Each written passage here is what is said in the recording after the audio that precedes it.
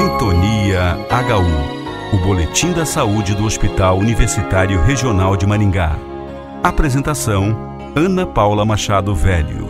Produção: Fernanda Fukushima e Débora Arcanjo. Olá pessoal, estamos começando mais um Sintonia e esta semana a gente vai comemorar, junto com uma das professoras daqui da Universidade Estadual de Maringá, que também frequenta o nosso hospital universitário, os 30 anos do Sistema Único de Saúde, o SUS. A professora Grace Jaqueline Aquiles, ela é do Departamento de Enfermagem e esteve aqui no HU oferecendo, ministrando um curso que é o SUS, o que precisamos conhecer, e que coincide então com os 30 anos desse grande sistema de saúde, um dos maiores do mundo, que precisa ser preservado e que para a gente preservar a gente precisa conhecer, né? Então esse curso do SUS aqui no HU teve esse objetivo de mostrar o que é o SUS, e a gente aproveitou então a expertise da professora Grace, que ela é doutora em educação pela UEM e faz pesquisa em políticas públicas de saúde. Aliás, a professora acaba de assumir a coordenação do curso de enfermagem da Universidade Estadual de Maringá. Parabéns, professora, tudo bem? Olá, Ana Paula, muito prazer estar aqui com você, muito obrigada pelo convite, muito obrigada pelos cumprimentos. Sim, acabamos de assumir a coordenação e é um prazer para a gente poder contribuir nesse momento que as universidades públicas são alvos de tanto desmando, de tanto desmonte, por parte do poder público, mas estamos aqui numa determinação de poder contribuir, técnica, pedagogicamente, para construir um pouco melhor esse espaço pedagógico para os alunos de enfermagem. E também é um prazer estar aqui falando sobre o SUS dentro de um espaço que é o Hospital Universitário, que é onde tudo começou para mim, é onde eu realmente mostro e sou apaixonada. E é onde o SUS acontece também, professora? Então, uma das coisas que eu queria que a senhora conversasse com a gente, o motivo desse nosso programa, é, na verdade, mostrar às pessoas o que é, a importância do SUS na nossa vida, uma conquista da nossa vida que também está passando por sérios problemas de desmonte aí. Mas vamos conversar com o pessoal, em primeiro lugar, e perguntar o que é o SUS? Como é que ele surgiu? O SUS, o Sistema Único de Saúde, ele é uma política pública. Ele é a maior política pública social que nós temos no Brasil. E ele difere de outras políticas públicas sociais no Brasil e no mundo por uma característica especial, singular, que só acontece aqui no Brasil. Ele é fruto de um movimento social. Ao contrário de outros países que têm sistemas únicos, também universais de saúde, que também são países democráticos. Quando a gente fala universais, é porque eles têm como compromisso atender qualquer um, independente de qualquer característica desse sujeito. Isso, então vamos lá, vamos explicar então o conceito de universalidade assim. É um bem social que o Estado tem o dever de oferecer e o cidadão tem o direito de receber. Então, esse é a universalidade, é o conceito de universalidade. Então, existem em outros países, mas com uma característica diferente. Isso. A universalidade está presente em outros países, Canadá, tem sistema universal, Costa Rica, Portugal, Inglaterra. No entanto, esses países, a origem do sistema é diferente. Começou por uma demanda do próprio governo, do parlamento, ou de questões epidemiológicas, que se viu necessário oferecer um sistema universal para todo mundo. Questões epidemiológicas, é que a gente está falando para o público leigo, doutora? Então eu costumo falar, eu chamo a senhora de doutora porque a senhora tem doutorado, Então, assim, é legal a gente falar o que são questões epidemiológicas. São as coisas que acontecem no dia a dia, os problemas de cada um desses povos que forçam, sugerem que se trate aqueles problemas específicos. Então, são os números que a gente levanta lá das coisas que acontecem, né? Isso mesmo, questões que forçam o governo a ofertar condições de saúde para toda a população. Vamos citar um exemplo bem claro. Por exemplo, o pós-guerra. Acabou a guerra, a Segunda Guerra Mundial, a Inglaterra colocou, então, um sistema universal para toda a população. O país estava devastado e o próprio parlamento inglês, o próprio governo político da Inglaterra, o sistema político da Inglaterra, ofereceu, então, saúde para todos como um bem social. No Brasil não foi assim, não foi iniciativa de nenhum governo, não foi de nenhum partido político, não foi iniciativa de ninguém, foi uma conquista do povo, foi o povo que foi às ruas e começou então a pedir que queria que a saúde fosse um direito de todos, que não fosse só para quem trabalhasse, tivesse carteira assinada, ou fosse só para quem tivesse dinheiro para pagar, né? E que as pessoas que não tivessem fossem atendidas como indigentes, como era o caso de quando tinha INPS, era só para quem tinha carteira assinada, então as pessoas pagavam as suas contribuições mensais, era descontado na carteira, né, no salário. No entanto, aquelas que trabalhavam sem carteira assinada, que era uma grande maioria, elas não tinham direito a ter a saúde atendida pelo INPS. O INPS era de Previdência Social, não tinha nada com saúde, não é? Especificamente. Exatamente. Então, você tinha um seguro de saúde. Então, ele repassava um dinheiro quando você usava. Então, por exemplo, você ia para um hospital e tinha uma cólica renal. O hospital te atendia, depois ele mandava uma cobrança, uma cartinha para o INAMPS dizendo: olha, eu atendi a Jaqueline, agora você me pague daquele dinheiro que você desconta dela. Então, era mais ou menos assim. Se eu não trabalhasse, eu não tinha esse direito. E o que é o SUS, então? O SUS, então, é isso. É o direito de todos serem atendidos, independente da sua classe social, credo, religião, cor, qualquer tipo de discriminação. Todos nós, cidadãos brasileiros, estamos cobertos, garantidos pelo direito de sermos atendidos nas nossas necessidades. E de onde vem esse dinheiro? Das contribuições de todos os impostos que nós pagamos. Então, o SUS, ao contrário do que muita gente pensa, é gratuito? Não. O SUS ele é todo garantido mediante as nossas contribuições enquanto cidadão.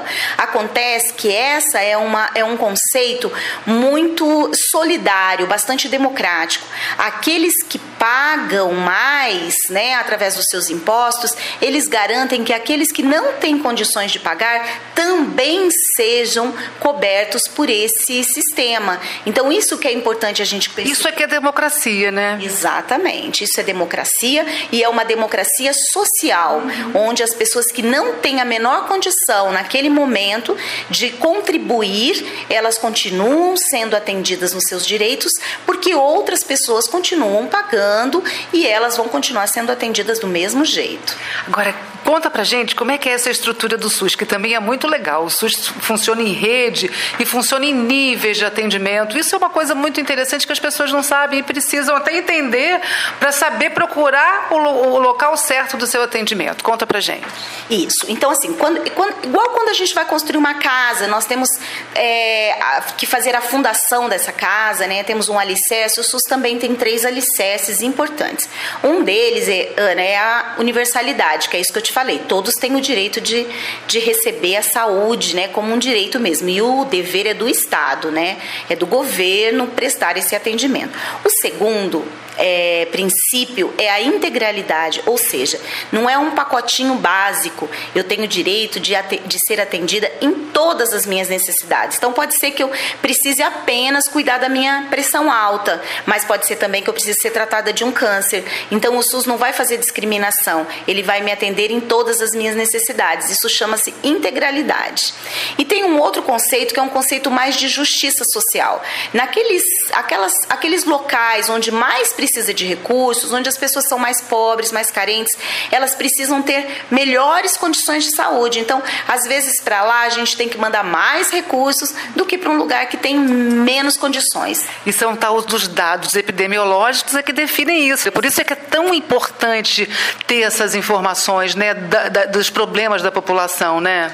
Exatamente. Uma coisa muito importante que antes de falar sobre as redes, que eu queria chamar a atenção, foi algo que eu vivenciei na sexta-feira e que me chamou muita atenção. É que assim, nós estamos vivendo um momento no país muito crítico, né?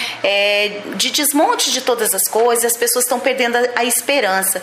Eu ouvi dados, né, estatísticas de que 60% das pessoas queriam viver em outro país, né? 60% dos brasileiros. E essa semana eu ouvi uma coisa que me chamou muita atenção e renovou a minha esperança. Talvez se eu compartilhar com as pessoas também possa fazer diferença.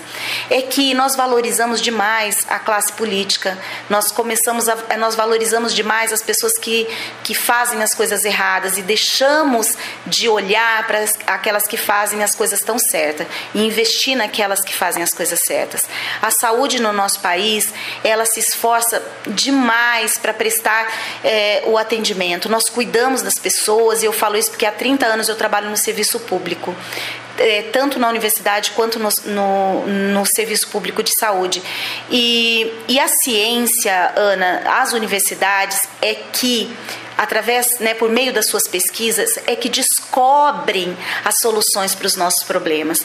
Então, se hoje alguém que está ouvindo, por exemplo, tem um caso de câncer na família e há a possibilidade de curar esse câncer, é porque alguém em alguma universidade do mundo parou e pesquisou um remédio para aquele câncer. E a partir de atendimentos que ela fez nas redes hospitalares, nas unidades de saúde, isso é muito importante, né? E geralmente por meio dos serviços públicos. Então isso que é importante, a gente não valoriza, mas tudo começa no serviço público e tudo começa nas universidades públicas. Isso é um gancho então para a gente falar da estrutura de rede do SUS. Isso, então é isso que eu queria dizer. O SUS, ele funciona em rede porque assim, a gente chama de porta de entrada preferencial. As pessoas preferencialmente, elas devem começar a entrar no sistema de saúde pela unidade básica, que é o postinho de saúde.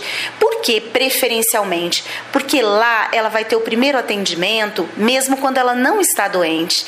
Então ela pode lá ter a sua classificação de risco. Então, por exemplo, ela pode nem saber que está doente, ter uma pressão alta, mas ela vai ser classificada e ela pode ser acompanhada pela estratégia de saúde da família, que é um modelo que nós temos, é uma estratégia que nós temos no Brasil todo para acompanhar as pessoas nas suas necessidades de saúde. E na sua região, né, no local onde elas vivem.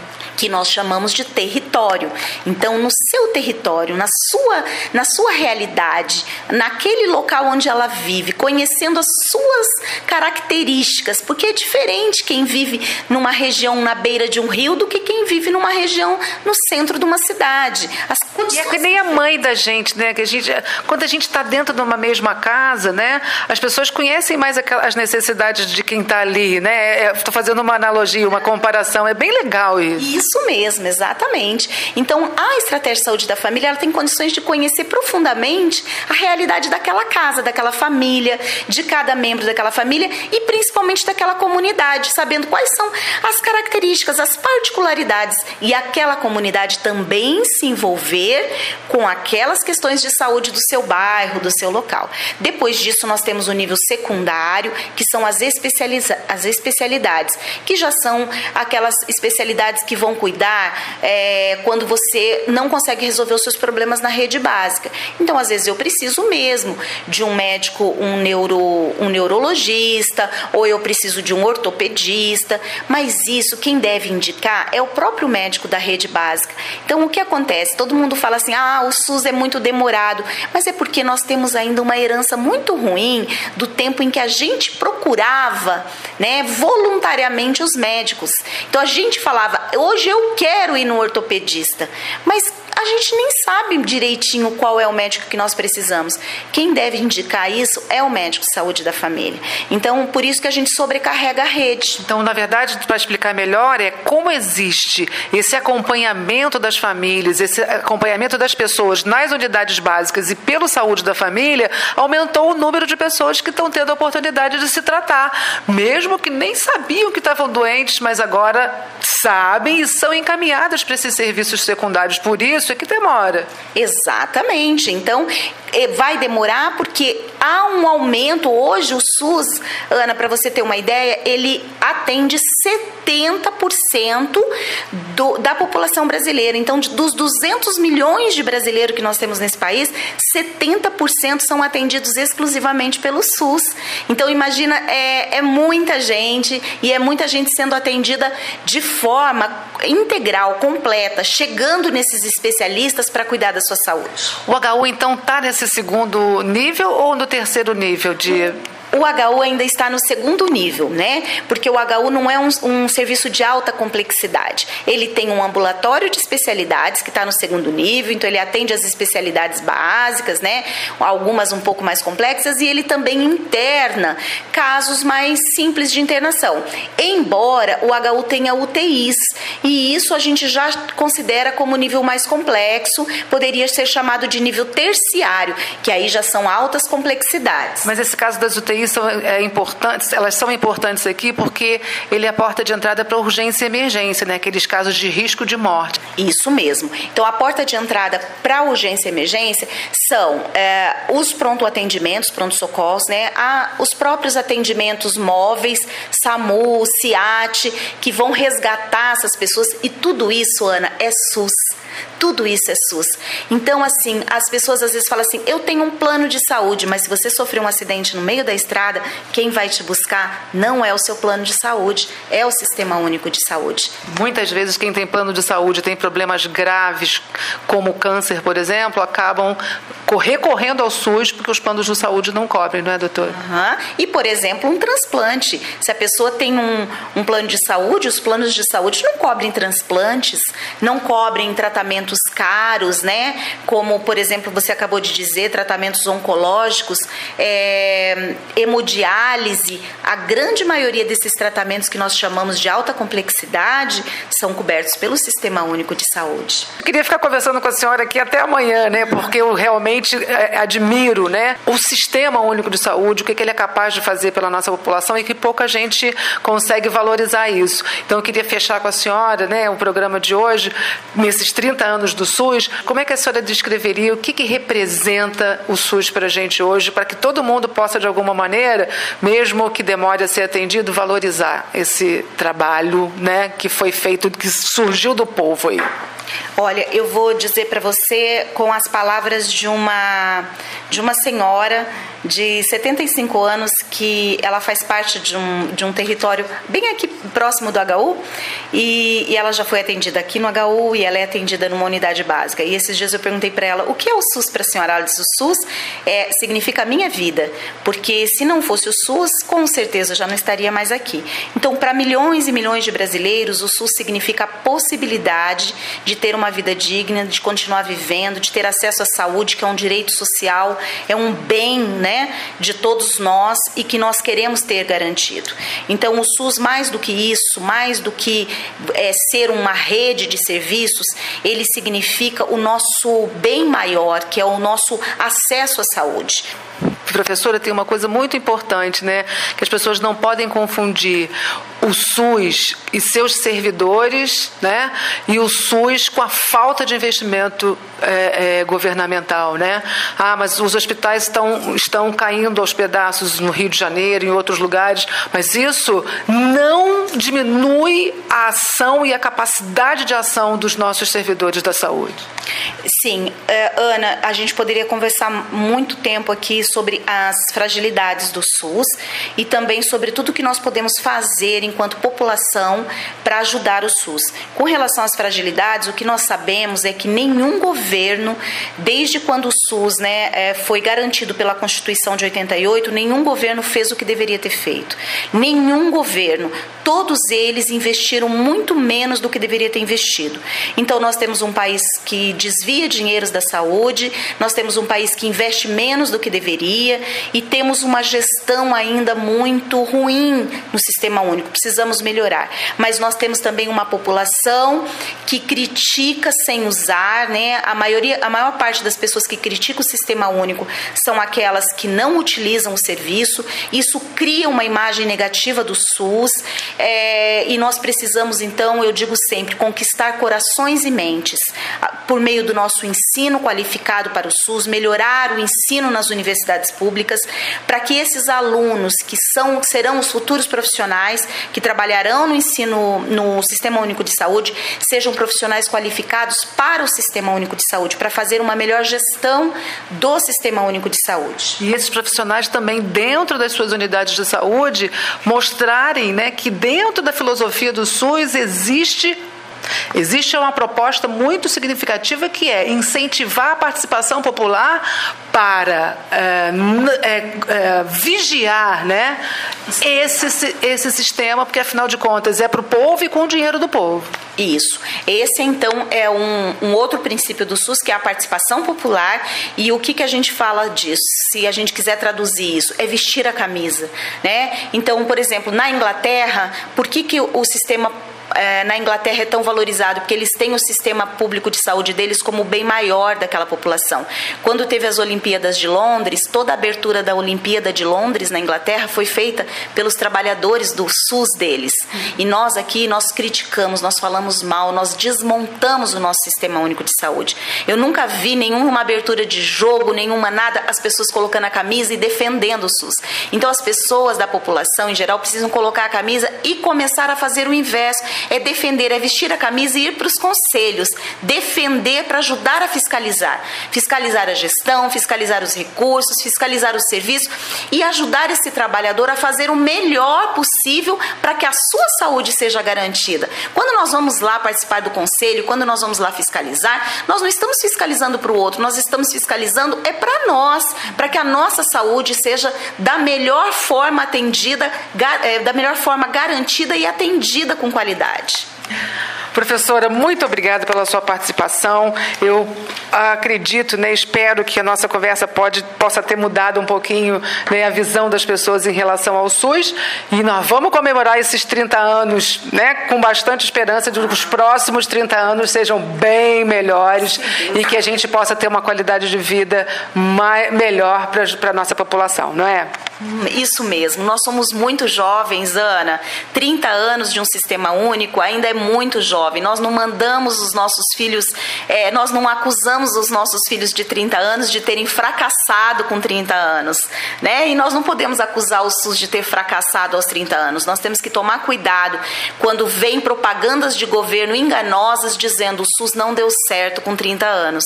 O SUS só está começando. Nós temos que consertar as arestas, arrumar aquilo que tem errado, mas não jogar ele fora, né? Consertar aquilo que precisa ser consertado, melhorar o que precisa ser melhorado, para que mais e mais pessoas possam se beneficiar desse lindo Sistema Único de Saúde, que é o melhor, que eu acredito que é o mais completo do mundo. Professora, muito obrigada pela sua participação. A gente conversou com a professora Grace Jaqueline Aquiles. Ela é coordenadora do curso de enfermagem da Universidade Estadual de Maringá, doutora em educação pela UEM e pesquisa políticas públicas de saúde. Por isso ela veio conversar com a gente sobre o Sistema Único de Saúde, que ela diz que precisamos conhecer melhor. A gente espera com o programa ter oferecido informação suficiente para você, para conhecer melhor o SUS e que te anime aí a lutar por ele nesses 30 anos, nesse momento, né, em que ele faz 30 anos. Um abraço e até semana que vem. Papo Saúde. Em 2018, o Sistema Único de Saúde, o SUS, um dos maiores do mundo, completa 30 anos. Essa é uma das maiores conquistas do povo brasileiro. O SUS foi criado em 1988 pela Constituição Federal Brasileira, que determina que é dever do Estado garantir saúde a toda a população. Mas sua origem vem de antes. Entre os anos de 1970 e de 1980, diversos grupos se engajaram no movimento sanitário, que tinha o objetivo de pensar um sistema público para solucionar os problemas encontrados no atendimento da população, defendendo o direito universal à saúde. Em um país de dimensões continentais, os números do SUS impressionam. O sistema possui cerca de 330 mil leitos entre hospitais públicos e privados. Em 2016, mais de 1,5 milhão de cirurgias foram marcadas e executadas. Os relatórios mostram que quase 12 bilhões de internações vêm sendo realizadas por ano, além de 4 bilhões de procedimentos ambulatoriais, como consultas e exames. Em um país de mais de 207 milhões de habitantes, cerca de 160 milhões dependem única e exclusivamente do SUS. Portanto, defendê-lo, fortalecê-lo e ampliá-lo é fundamental. Apoie o SUS. O programa Sintonia HU é produzido pelo setor de comunicação do Hospital Universitário Regional de Maringá. Produção: Fernanda Fukushima e Débora Arcanjo. Apresentação: Ana Paula Machado Velho.